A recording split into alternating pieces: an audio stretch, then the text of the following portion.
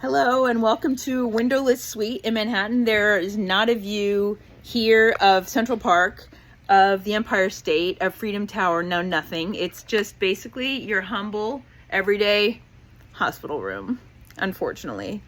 There's no curtain here either, by the way, but there is the really cool trick with the windows where you can make them cloudy or clear, with a flip of a switch.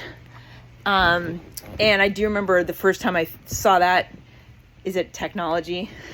Not really.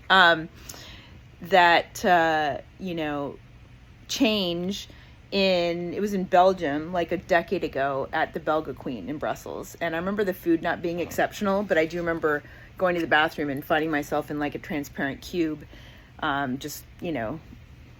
wondering what was going to happen when I decided to drop my drawers and just show the whole world how it was to do my business. And then you just click a switch and then it becomes cloudy and it's all good.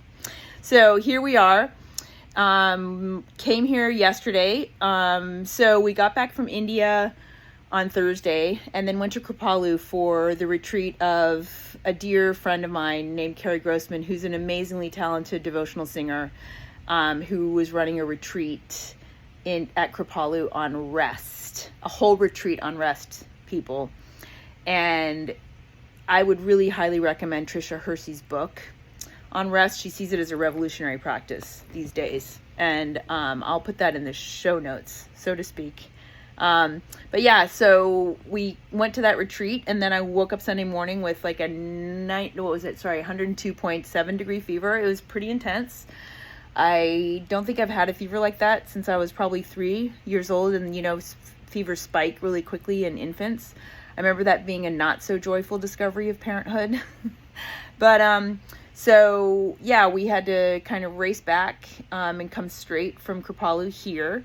And I've been talking a lot in these little, pulling back the chemo curtain episodes about the necessity. So we're not getting our money's worth here as humans if we're not embracing the suck along with the beauty, right, in our lives. And that sometimes we can deduce, the good in any given difficult incident. Sometimes it's just like a rapid succession of different incidents that we code as humans into good or bad, right? But the ironic, great part of my being in this hospital at this time is that as part of eliminating the reasons that I had this high fever, they sent me for a CAT scan. And it turns out that my tumor has shrunk.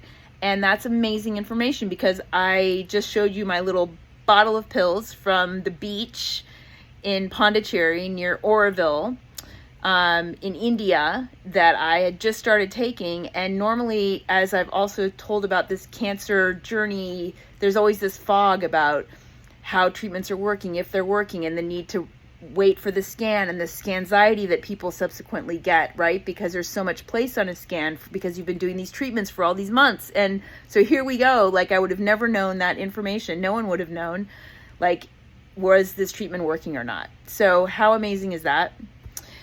Faith, there's faith and trust in humanity, because it's been a rough few months of having, of knowing that stability is more important than just always getting shrinkage, right? That is, as long as the cancer doesn't grow, everything's fine.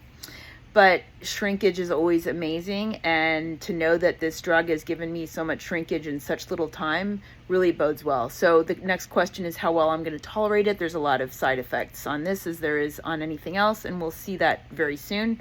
I think I'm going to finally lose all my hair, which people are so surprised that I managed to keep under chemo. But again, it's just one of those misnomers that all chemo causes hair loss and all of that. So just wanted to update you with this twist and turn of events and just how grateful I am, and just to wish you all an amazing week and send tons and tons of love.